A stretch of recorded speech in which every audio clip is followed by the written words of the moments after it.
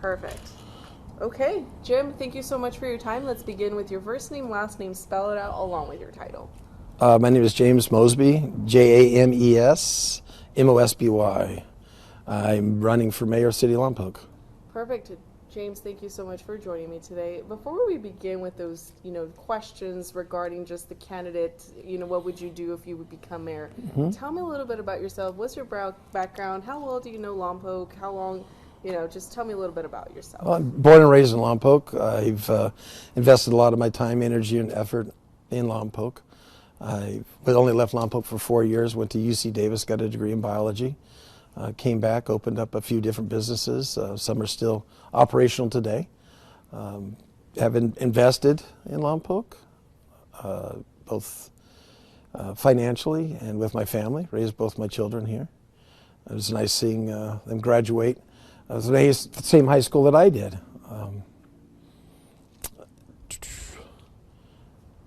Been married for 32 years.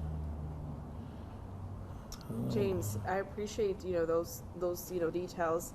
Now let's dive into you being a candidate ready for mayor this year for this year's election coming up in November. Why are you running for mayor? Well, I did kind of start my political movement over 10 years ago, and I did 6 years on the council where I was critical with the financial issues, and watching what's going on right now and what's happening and not happening in Lompoc has made me step up. The safety of the public is a priority of mine. We've had over 30 opioid deaths and murders and such in this town, kind of a record for Lompoc. It's really not being addressed. I think we're approaching 35 last year. These are just scary numbers that are happening in our town. Over 70% of the public in one of the most recent polls is fearful of this town, of just going out, just going shopping, going to the bank, and otherwise. So the safety of the public has become a priority of mine. Watching what happened with the new tax revenues that came in and how it's gone. The money's been spent. It's passed out in multi-million dollars in raises, and the money's gone, and the people got little or nothing for it. And what makes you qualified to be mayor of this city if you were to win?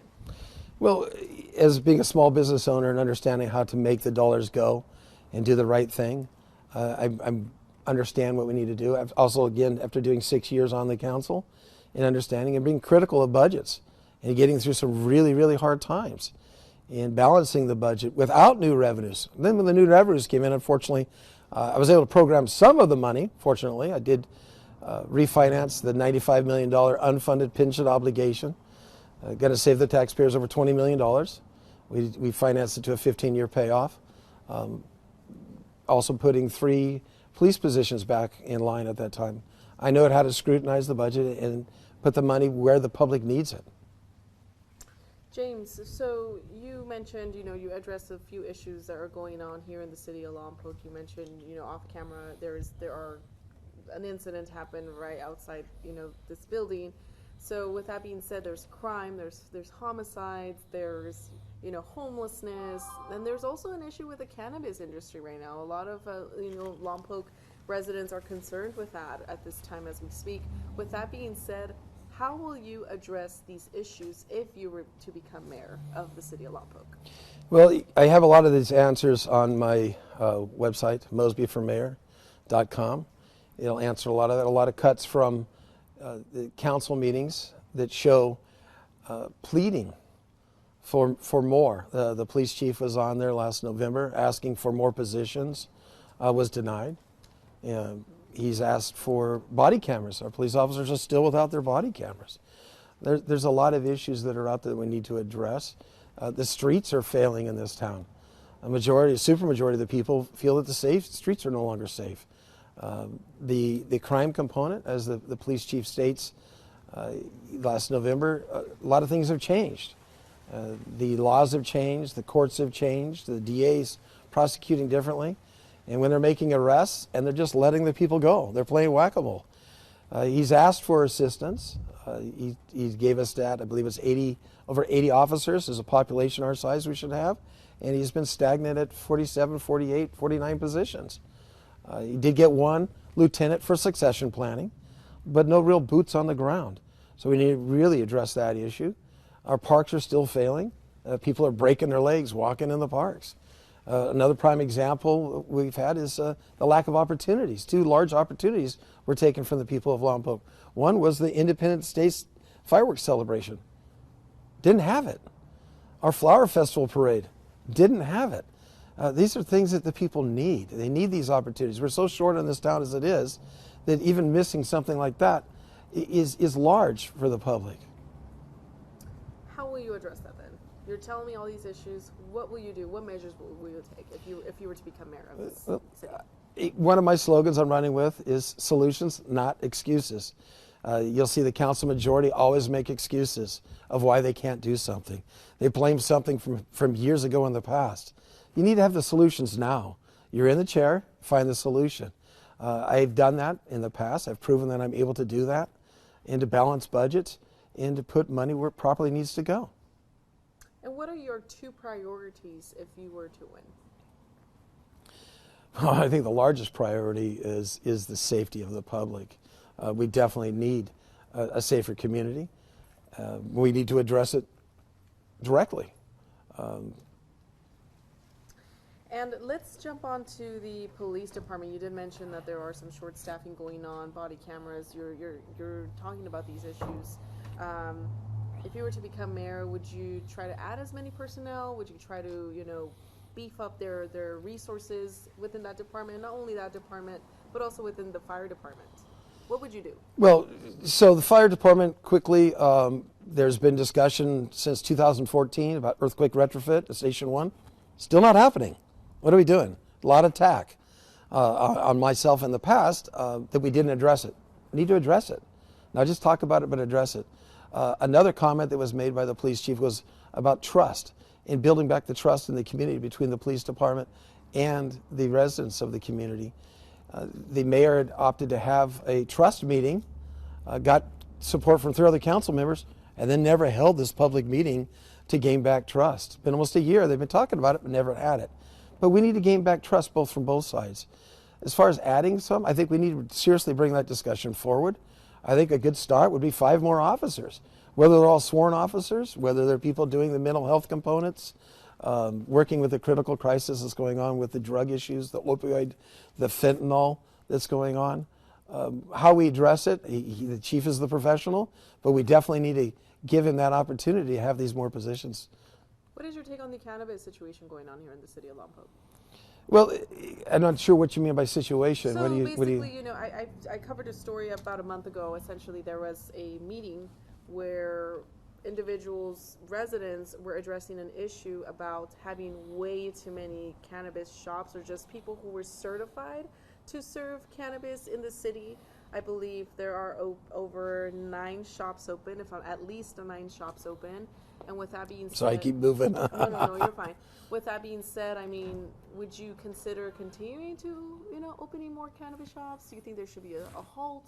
I know the city council, they're going to review, according to the meeting that I did view, they're going to review this, the situation and see if they need to put a whole halt on this, or maybe just have like a limit of shops, or just people being, having these licenses of serving cannabis. What is your take on that? Well, I think if you investigated deeper, you'd find out there was a paid lobbyist by 5 of the cannabis shops to try to restrict trade. So while we have been successful in a number of shops that open, there is a limiter built in Prop 64. The state does have one, saying that it should have a higher density than what the county allows, basically 1 per 10,000. Now that Santa Maria and other areas didn't, so you've seen the demand push towards the community of Lompoc. So it probably would have maximized out somewhere between 10 and 12 shops had the state done their job. So I think the real investigation needs to happen is to find out why the state isn't enforcing Prop 64. And either the state is going to do it, they're the ones collecting money to do it, to enforce Prop 64. If they're not, then the city needs to step in and align more towards Prop 64. The reason why I was against this creating monopolies, as it was stated to happen before, is Prop 64 directly states, do not create monopolies. The objective of Prop 64 was to reduce or eliminate illicit activity. which we've significantly seen it done. The city has gained significant revenues from this. We have a lot of jobs that have come to the city of Lompoc.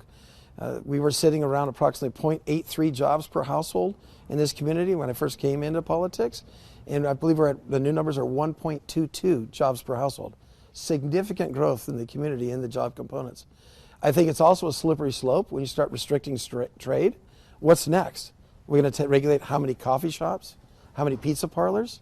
It's very important to not necessarily go down that slippery slope, but also understand that it was not just random people from the public demanding this. There was paid lobbyists in the room pushing towards this, and I can understand. You're out of business, you want to regulate it. Well, who's really going to financially benefit? The consumer or the people that are left behind with one or two shops? And if you were to win and become mayor for the city of Lompoc, how will you interact with government officials? How will I interact? Just like you would interact with anybody else, face to face. I understand what has been happened. I still waiting for the apology from the congressman for calling us the armpit of the county. But I mean, I think we need to be direct. I think we need to also stand up for ourselves, stop being walked upon. It's well understood what's happening and how the solution for South County is to redirect a lot of the homeless population to the city of Lompoc. And we need to stand up and say, hey, we're doing our part, you need to do your part. But we need to look them eye to eye and be direct and firm with them. COVID-19, we were at a pandemic. We're still technically in a pandemic. It's happened. It's been going on for over 2 years. Is that a priority to you, James? Would you, make it a priority if you were to be mayor of the city of Lompoc? Make it a priority? I mean, yes. Make which part of it? Well, people's health, ultimately. Well, of course, people's health is important. But we also statistically need to understand what it is we're doing. I think that there was probably a significant amount of overreaction. We need to protect the people who are definitely vulnerable and understand how we move forward.